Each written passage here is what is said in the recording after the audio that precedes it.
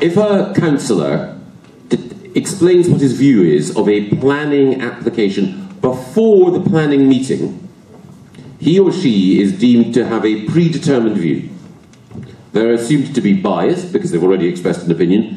So when they're in the planning meeting and they look at the plans and they hear from the officers, they're not allowed to vote if they've already stated a view. Now, I think that's absurd because, for the sake of argument, if I'd been elected on the basis that I was going to say no to an incinerator, you know, and then everyone voted for me as the anti-incinerator candidate, and then the planning proposal for the incinerator comes up, and everyone says to me, come on Michael, stop the incinerator, the one you were elected to stop.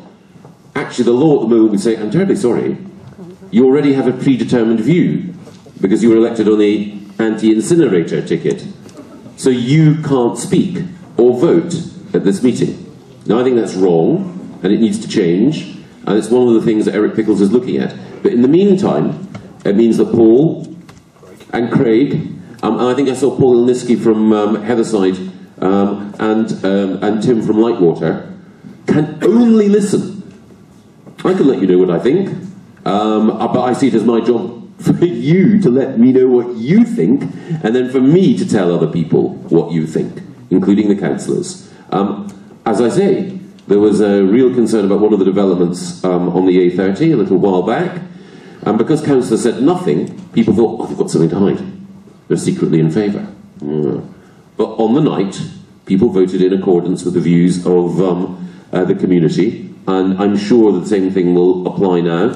And the other thing I was going to say is that Paul and Craig are accessible people. Many of you will have their emails. Many of you will be able to talk to them, not necessarily after tonight, but over the course of the next couple of weeks, and let them know what you think.